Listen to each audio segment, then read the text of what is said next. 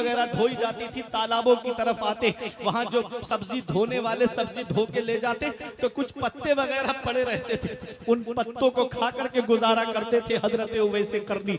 मकाम देखो कि जिक्र नबी की बारगाह में हो रहा है, चर्चा नबी की बारगाह में हो रहा है। ये मकाम है उवैस करनी का कि जन्नत के दरवाजे पे रोक दिया जाएगा उवैस करनी को। अर्ज करेंगे मौला मुझे क्यों रोक दिया गया, सब जन्नत में जा रहे हैं। आवाज आएगी अपने महबूब की उम्मत की शफाअत करो, उवैस अकेले मत जाओ जन्नत में, अपने नबी की उम्मत की शफाअत करके उसको अपने साथ जन्नत में लेकर जाओ। हाय हाय हाय, नारे मकाम है, नारे रिसालत। अब ठंडी तो इतनी नहीं है कि आप लोग को बिल्कुल थरथरा रही है, बिल्कुल जोर से बोलिए ताकि गर्मी पैदा हो। नारे तकबीर, सारे लोग हाथ को उठाकर नारे तकबीर, नारे रिसालत। रंग देखा ना तो नस्ल कबीला देखा, मेरे सरकार ने ईमान का रिश्ता देखा। हो गए दूर से सैराब उवैसे करनी, पास रहकर भी बू जहल को प्यासा। वो हजरत उवैस करनी, क्या सादगी है। जिंदाबाद। ऐसी जिंदगी गुजारी आपने, आज हम ठाट बाट पे मर गए, आज हम दिखावे पे चले गए। हजरत उवैस करनी को देखो, जब आप गली से गुजरते कुत्ते भौंकते उनके ऊपर, कभी कुत्तों को जवाब नहीं दिया। एक दिन जवाब दिया था जहांगीर भाई कुत्तों को उवैस करनी ने, और कहा कि कुत्तों मेरे ऊपर मत भौंका करो, अभी तुम नहीं जानते कि मैं तुमसे बेहतर हूं या तुम मुझसे बेहतर हो। ऐ कुत्तों, अगर कल पुल सिरात में पार कर गया तो मैं तुमसे बेहतर हूं, और अगर मैं पुल सिरात पार ना कर सका तो कुत्तों तुम मुझसे बेहतर हो। मकाम जिक्र नबी की बारगाह में हो रहा है, चर्चा नबी की बारगाह में, शान नबी की बारगाह में बयान हो रही है। खौफे खुदा का आलम देखो, कुत्तों से कहते कुत्तों मेरे ऊपर मत भौंका करो, अभी तुम नहीं जानते कि तुम मुझसे बेहतर हो या मैं तुमसे बेहतर हूं। मैं पुल सिरात पार कर गया तो मैं तुमसे बेहतर हूं, और अगर पार नहीं कर पाया तो तुम मुझसे बेहतर हो। कभी हमारे दिल में भी ऐसा खौफ जागा? आज पूरे दिन आदमी दुकान पे बैठा रहे, मार्केट करे, तो शाम को जब बिस्तर पे जाता है तो सोचता है, जोड़ता है, आज मैंने इतना मुनाफा कमाया, आज इतना मुझे फायदा हुआ, आज मेरा इतना नुकसान हुआ, इतने का मैंने सामान बेचा, इतना मैंने खरीदा, इतना खर्चा हुआ, टोटल हिसाब लगाता है। कभी एक बार भी शाम को बिस्तर पे सोते वक्त आंखें बंद करके ये सोचा कि आज मैंने कितनी नेकियां कमाई हैं, आज मैंने कितने गुनाह किए हैं? एक बार भी हम नहीं सोचते। हमारा जो नामे आमाल है ना, एक हफ्ते का जो रिजल्ट है ना, ये जुमे रात को फरिश्ते आका की बारगाह में लेकर जाते हैं कि या रसूल अल्लाह, ये आपके उम्मती के हफ्ते भर के कारनामे हैं, हफ्ते भर के कारनामे हैं। मेरे आका फरमाते जब मैं अपने उम्मतियों को नेकियां करते हुए देखता हूं तो मुझे खुशी होती है, और जब मैं उनके गुनाह देखता हूं तो मुझे तकलीफ होती है। कितने हफ्ते गुजर गए कि मस्जिद के दरवाजे हमने नहीं देखे। जुमे की जुमे यहूदियों ने हफ्ते का दिन और ईसाइयों ने इतवार का दिन चुन लिया था, ऐसे ही कुछ लोगों ने सिर्फ जुमे का दिन चुन लिया, बाकी 5 वक्त की नमाज छोड़ दी। मर्तबे यूं ही नहीं मिलते, शान यूं ही नहीं मिलती। अल्लाह का खौफ दिल के अंदर बसाओ। और मेरे बुजुर्गों, मौत का कोई भरोसा नहीं है। आज जिस औलाद को मोबाइल चलाने से फुर्सत नहीं मिलती, तुम क्या समझते हो वो तुम्हारी कब्र पे जाकर कुरान पढ़ेंगे? वो क्या तुम्हारी कब्र पे जाकर ही साले सवाब करेंगे? ये चौराहों पे बैठना छोड़ दो, एक चाय की चुस्की के लिए गुस्ताखियां करना शुरू कर दी वलियों की शान में, सहाबा की शान में। अल्लाह की इबादत करो, तस्बीह लेकर के मस्जिद में बैठो, अपने घर भी बैठो तो अपने नबी पे दुरूद पढ़ते रहो। और जैसे ही नमाज का वक्त हो फौरन मस्जिद में जाकर के जमात से नमाज को अदा करो। कहीं ऐसा ना हो कि यूं ही दुनिया से चले गए तो तो समझ लो कब्र के अंदर वो अजाब तैयार है। मेरा इमाम कहता है उनको रहम आए तो आए, वरना वो करीब मार है क्या होना है। छुप के लोगों से किए जिसके गुनाह वो खबरदार है क्या होना है। हाय बिगड़ी तो कहाँ आकर ना हो, ऐन मझधार है क्या होना है। कल तो दीदार का दिन है और यहाँ आंख बेकार है क्या होना है। वो हजरत उवैसे करनी कुत्तों से कह रहे हैं अभी मेरे ऊपर मत भौंको, तुम नहीं जानते कि मैं तुमसे बेहतर हूँ या तुम मुझसे बेहतर हो। मैं पुल सिरात पार कर गया तो मैं तुमसे बेहतर हूँ, और अगर मैं पुल सिरात पार ना कर सका तो कुत्तों तुम मुझसे बेहतर हो। पुल सिरात पार करने की बात करते हो, वो तो जन्नत के दरवाजे पे रोक दिए जाएंगे। हुक्म होगा अकेले मत जाओ, अपने आका की उम्मत की शफाअत करो और उसको अपने साथ जन्नत में लेकर जाओ। ये मकाम है अल्लाह के नेक बंदों का, ये शान है अल्लाह के नेक बंदों की, ये अजमतें हैं अल्लाह के नेक बंदों की। ऐ लोगों, हम सिर्फ जिक्र सुनते हैं वलियों का, हम सिर्फ जिक्र सुनते हैं सहाबा और ताबईन का, लेकिन उनकी अदाओं को अपनाते नहीं हैं। आज कितने घर हैं जिन घरों के अंदर इस्लामी माहौल नहीं है, जिन घरों के अंदर देखो तो बेपर्दगी का बाजार गर्म है। आज उर्सों के नाम पर भी बेपर्दगियां हो रही हैं, आज मेलों के नाम पर भी बेपर्दगियां हो रही है। फिर भी हमारे घरों के हालात देखो, अफसोस होता है कि मुसलमानों की बस्ती से गुजरो तो शर्म से सर झुकता नजर आता है। अल्लाह अकबर। आज मुसलमान हमारे तालीम से दूर हो गए, एजुकेशन से दूर हो गए, शिक्षा से दूर हो गए। आज घरों के जायजे लो तो आज हर घर के अंदर आप देखो, अगर किसी के 5 बेटे हैं तो पांचों अलग अलग मोबाइल लेकर के अलग अलग चारपाई पे फिल्में देखते नजर आएंगे। कोई इंस्टा पे रील अपलोड कर रहा है, कोई फेसबुक पर तस्वीरें देख रहा है। ये हाल आज मुसलमानों के बच्चों का होता जा रहा है। फिर रोना रोया जा रहा है। मुसलमान परेशान बहुत है, मुसलमान सताया बहुत जा रहा है, मुसलमान पे जुल्म बहुत हो रहे हैं। जब भी कहता हूं या अल्लाह मेरा हाल देख, हुक्म होता है अपना नामाए आमाल देख। आज घरों के जायजे लोगे तो हर घर में आपको कोई ना कोई ऐसा बच्चा मिलेगा जो तालीम से दूर है, जो एजुकेशन से दूर है, जो शिक्षा से दूर है। क्यों? क्योंकि वो जानता है कि मेरे बाप जो है पंचर जोड़ने का काम करते हैं, इनके मरने के बाद मुझे वही तो दुकान संभालनी है। वो जानता है ना कि मेरे बाप की जो है जनरल स्टोर है, उनके मरने के बाद मुझे यही दुकान तो संभालनी है। अरे कब तक तुम दूसरों की गाड़ियों के पंचर जोड़ते रहोगे? तालीम हासिल करके ऐसी तालीम हासिल करो कि तुम दूसरों की गाड़ी के पंचर ना जोड़ो, बल्कि दूसरे तुम्हारी गाड़ियों के पंचर जोड़ते हुए नजर आए। इसलिए तालीम हासिल करो, इसलिए शिक्षा हासिल करो, इसलिए एजुकेशन से हम किनार हो जाओ और ऐसी तालीम हासिल करो जहां दीनी तालीम हासिल करो, वही दुनियावी तालीम हासिल करो, ताकि दुनिया की नजरों से नजरें मिला करके तुम बात कर सको, ताकि दुनियावी लोगों की आंखों में आंखें डाल करके तुम बात कर सको। अरे कौम भी चाहती है कि एक दीनदार डॉक्टर मिल जाए, कौम भी चाहती है एक दीनदार इंजीनियर मिल जाए, कौम भी चाहती है कि एक दीनदार डॉक्टर मिल जाए। इसलिए दीनी तालीम हासिल करने के बाद आओ कॉलेज की तरफ आओ,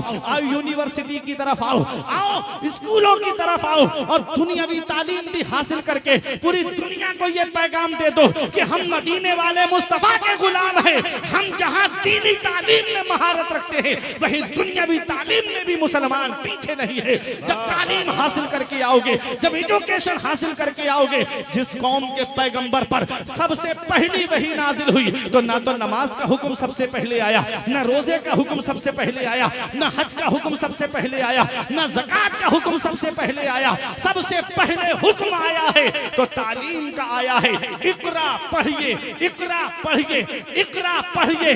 जिस कौम के लिए तालीम जरूरी थी, जिस कौम के हाथ में कलम होना चाहिए था, अरे 1200 साल तक जब तक मुसलमान तालीम से हमकिनार रहा, दुनिया में किसी के सामने नहीं झुका। जब से तालीम से पीछे हो गया, सबके सामने झुकता नजर आ रहा।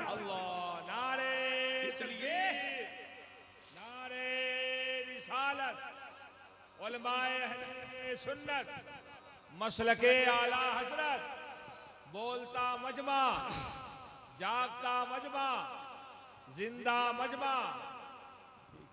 तालीम हासिल करो, शिक्षा हासिल करो। महाराजा शरीफ से आवाज उठी थी, आधी रोटी खाइए बच्चों को पढ़ाइए। आज कितने बच्चे पढ़ रहे हैं हमारे। मैं आया मदरसे की बिल्डिंग देखी, दिल खुश हो गया, लेकिन पूछा तो कहा वही बस्ती के चंद बच्चे। इतनी बड़ी बस्ती और उसमें मुसलमान तालीम में इतना पीछे। अगर बच्चों के पास तालीम होगी ना, सबसे बड़ा हथियार उनको तालीम है। तालीम ही नहीं होगी तो फिर वो गाड़ियों के पंचर ही तो लगाएंगे। वो मुर्गा बाल कटवाए, सेटों से साफ और गाड़ी दे दी, बस वही गलियों में दौड़ता फिर रहा है।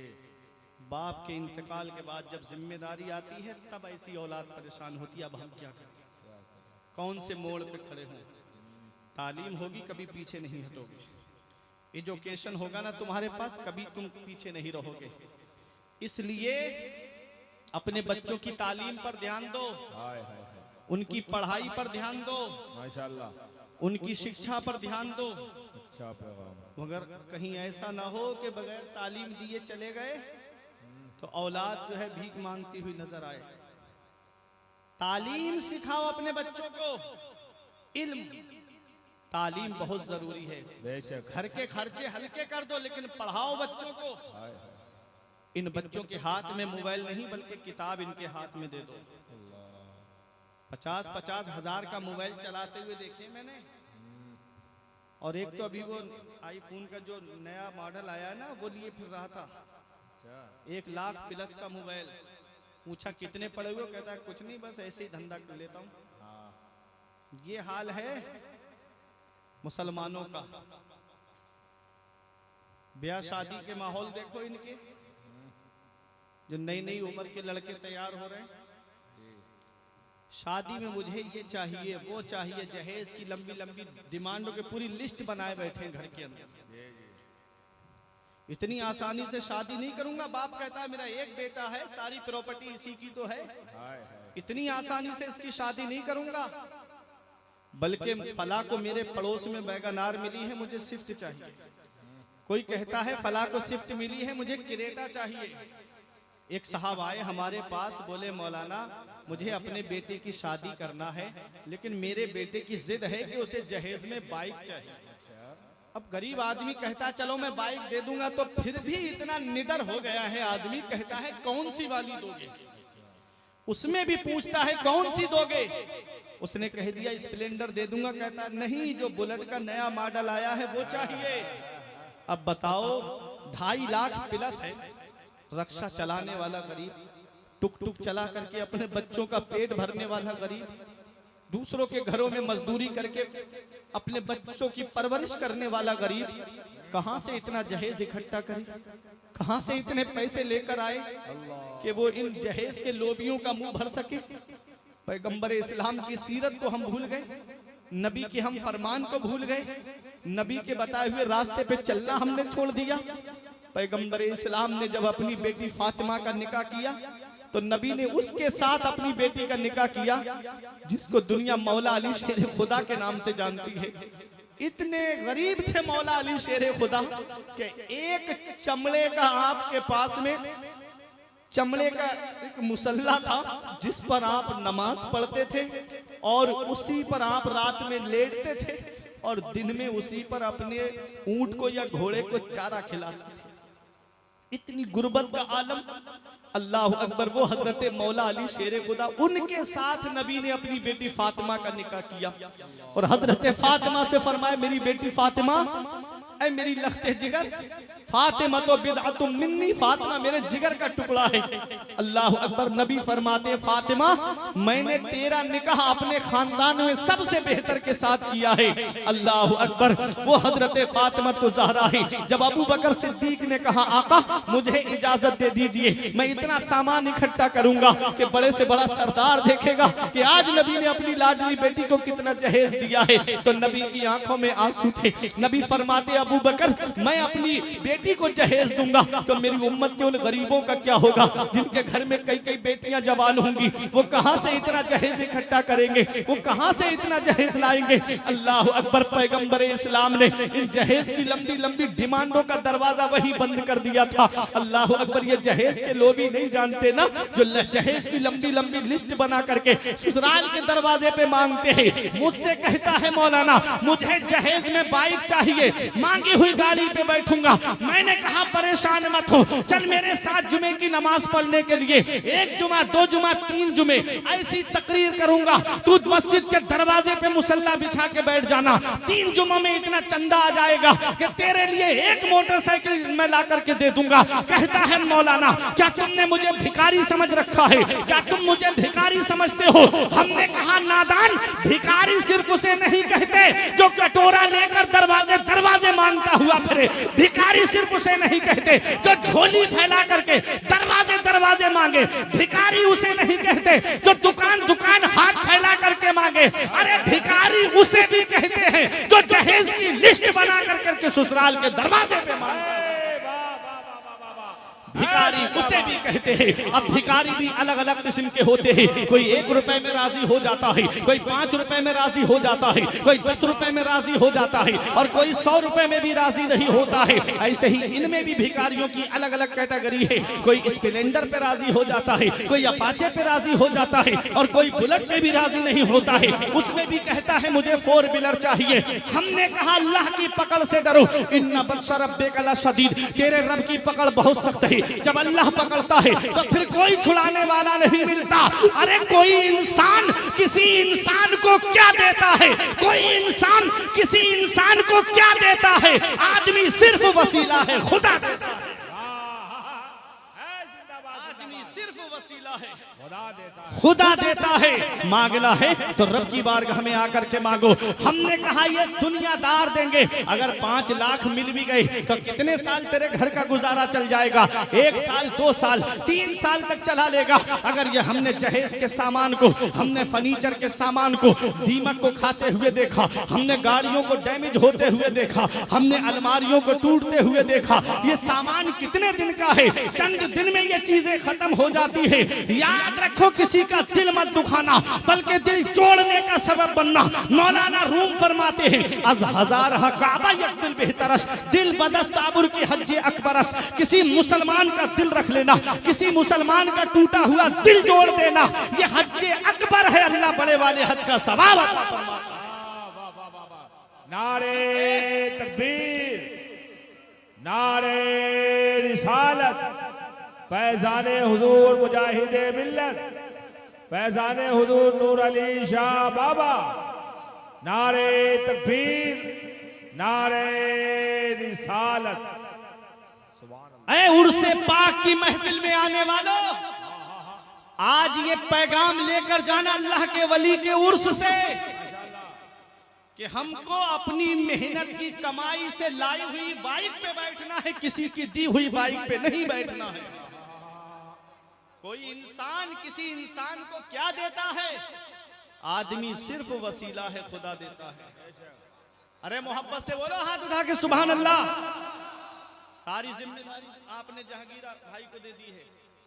उड़ीसा में तो हर कोने से मजमे में से नारे की आवाजें आती थी, लेकिन आज इतनी सर्दी का एहसास आपको? कैसे आप अल्लाह के वली से मोहब्बत करने वाले हो, कैसे नूर अली शाह बाबा से मोहब्बत करते हो, कैसे सरकार मुजाहिद मिल्लत से मोहब्बत करते हो। ये पैगाम पहुंचा के जा रहा हूं, किसी से भीख में ली हुई चीज पर नहीं बैठना है, बल्कि हमको अपनी मेहनत से कमाना है। और वो तभी कमाओगे जब तुम तालीम हासिल करोगे, जब एजुकेशन तुम्हारे पास होगा, जब शिक्षा तुम्हारे पास में होगी। ऐ मेरे प्यारे मुसलमानों, ये जहेज क्या है? चंद दिन में सामान खत्म हो जाता है। मांगने से मैं मना नहीं करता, मैंने कहा मांगो, मांगना मोमिन की शान है। मैं मांगने से मना नहीं करता, लेकिन कहाँ मांगना चाहिए ये कारी जहांगीर आलम से मत पूछो, ये सैफ रजा कानपुरी से मत पूछो, ये अपनी मस्जिद के इमाम साहब से मत पूछो, ये नदीम रजा फैजी से मत पूछो, ये इन उलमा से मत पूछो कि हम मांगे तो कहाँ मांगे। अरे सरकार मुजाहिद मिल्लत से मत पूछो, चलो बरेली की सरजमीन पे चलते हैं और आला हजरत से पूछते हैं, ऐ मेरे इमाम इश्क व मोहब्बत, ऐ तू दिए हदाई के बख्शिश, ऐ इमाम जलीलुल शान, हम मांगे तो कहाँ मांगे? कौन हमें देगा? तो गुंबदे रजा से आवाज आती है, कौन देता है? देने को मुंह चाहिए। कौन देता है? देने को मुंह चाहिए। देने वाला है सच्चा हमारा। जिंदाबाद जिंदाबाद। देता है, देने को मुंह चाहिए। पहले बना दे माशाल्लाह। हाँ हाँ हाँ हाँ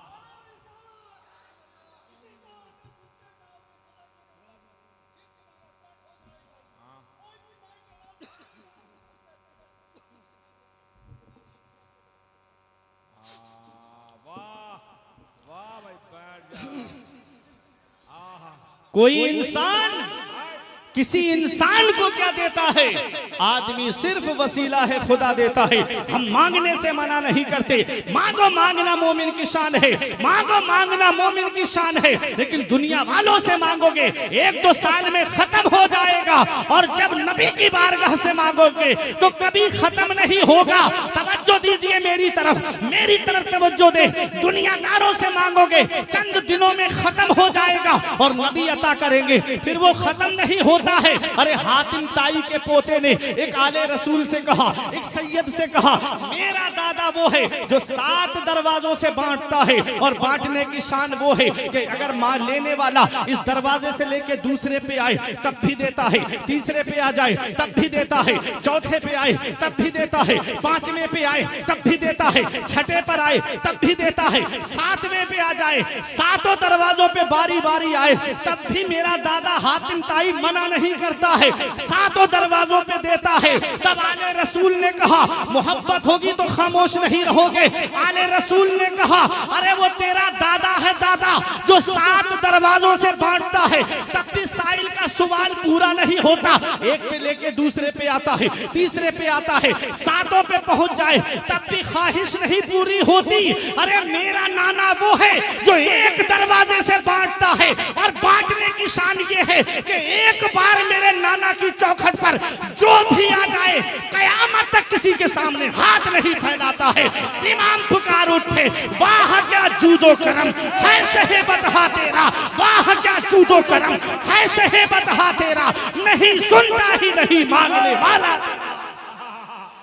हाय नारे तकबीर, आज जोर से हाय माशाल्लाह माशाल्लाह, वाह वाह वाह वाह वाह वाह वाह, हाय हाय हाय जिंदाबाद, वाह वाह वाह वाह वाह वाह, हाय हाय जिंदाबाद जिंदाबाद, सुभान अल्लाह। मांगो नबी की बारगाह से, आओ नबी की बारगाह में, आओ मस्जिदों के दरवाजे खुले हुए हैं। अपने रब से मांगो, अपने नबी से मांगो, अल्लाह देगा, उसका रसूल देगा, तब घर का गुजारा होगा। किसी बंदे के देने से कभी पूरा नहीं होता है। आला हजरत पुकार के कहते हैं, वही रब है जिसने तुझको हमतन करम बनाया, वही रब है जिसने तुझको हमतन करम बनाया। हमें भीख मांगने को तेरा आस्था बताया, तुझे हम है खुदाया, तुझे हमद है। जिंदाबाद जिंदाबाद, सुभान अल्लाह। आओ नबी की दो चौखट पर, हाय हाय हाय, इतना देते हैं मेरे आका। अल्लामा हसन फरमाते, आता है फकीरों पे, आता है फकीरों पे उन्हें प्यार कुछ ऐसा, खुद भीख दे और खुद कहे मंगते का भला हो। और फरमाते हैं, मंगता तो है मंगता, कोई शाहों में दिखा दे, मंगता तो है मंगता, कोई शाहों में दिखा दे, जिसको मेरे सरकार से टुकड़ा ना मिला, जिसको मेरे सरकार से टुकड़ा ना मिला हो। नबी देंगे तब घर का गुजारा होगा, नबी देंगे तब घर का पूरा होगा। मेरे आका ने फरमाया, तुनकहुल मरअतु लिअरबईन लिमालिहा व लिहसबिहा व लिजमालिहा व लिदीनिहा फज़फर बिज़ातिद्दीन।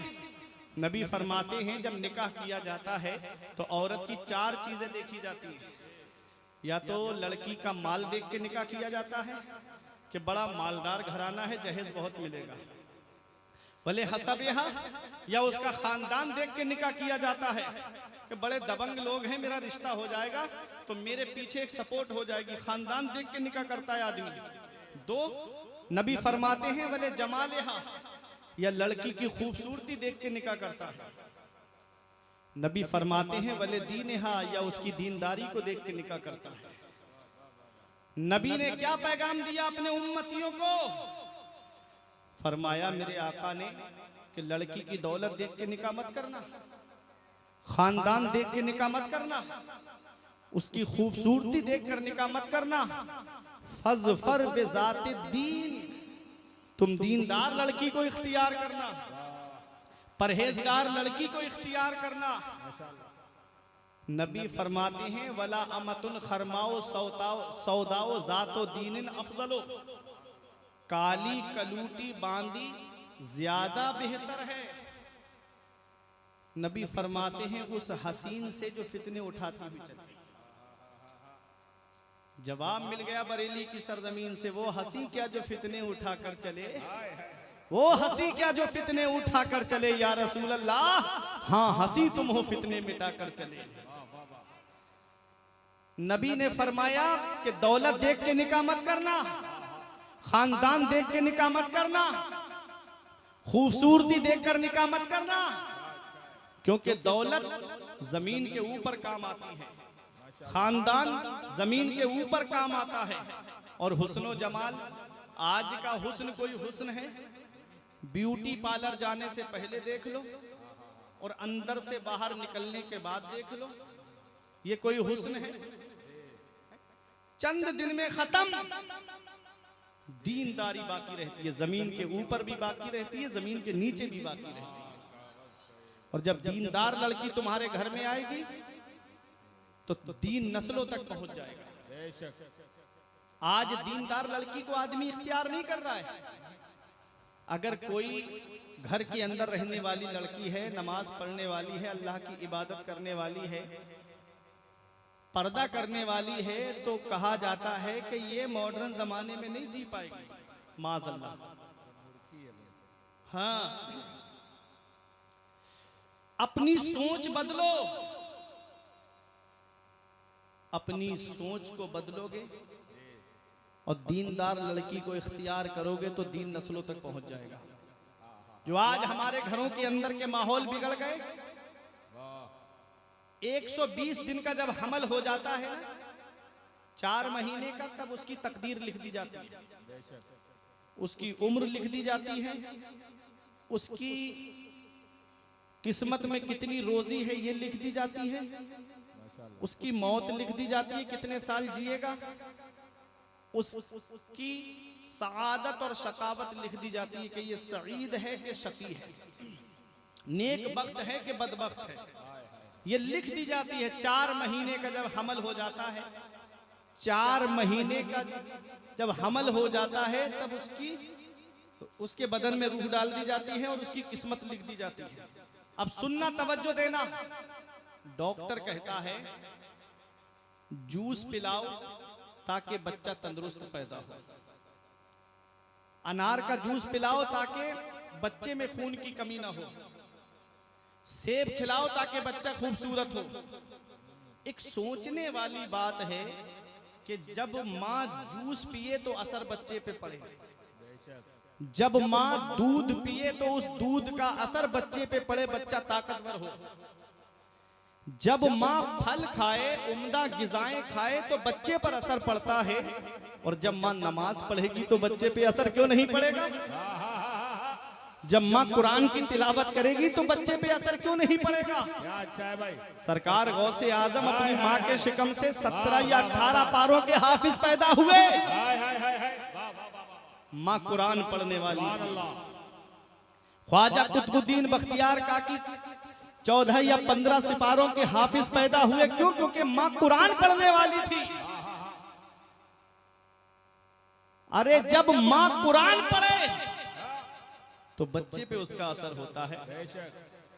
माँ फल खाए, दूध पिए, तब बच्चे पर असर हो जाए। तो माँ नमाज पढ़ेगी, कुरान पढ़ेगी तो उसका असर बच्चे पर क्यों नहीं होगा? और यहीं से पैगाम ले जाओ, ऐ मेरी माँ और बहनों, जब इस हालत में आओ तो अल्लाह की इबादत करो, कुरान की तिलावत करो, क्योंकि जब माँ कुरान पढ़ने वाली होती है तो बच्चा भी कुरान पढ़ने वाला होता है। अरे माँ जब कुरान पढ़ने वाली फातिमा होती है तो बेटा नेज़े पे चढ़ के कुरान सुनाने वाला हुसैन होता है। माँ जब उम्मुल खैर फातिमा होती है तो बेटा बगदाद का गौसे आजम होता है। माँ जब माह नूर बीबी होती है तो बेटा हिंदुस्तान का राजा ख्वाजा गरीब नवाज होता है। माँ जब आरिफा होती है तो बेटा बाबा फरीद होता है। माँ जब जाहिदा होती है तो बेटा मखदूम अशरफ जहांगीर सिमनानी होता है। अरे माँ जब साबिरा होती है तो बेटा अलाउद्दीन अली अहमद साबिर होता है। माँ जब नेक होती है तो बेटा वारिसे पाक होता है। माँ जब नेक नेक होती है तो बेटा गाजी पाक होता है, माँ जब नेक होती है तो बेटा मुजद्दिद आजम होता है, माँ जब नेक होती है तो बेटा हुज्जतुल इस्लाम होता है, माँ जब नेक होती है तो बेटा मुफ्ती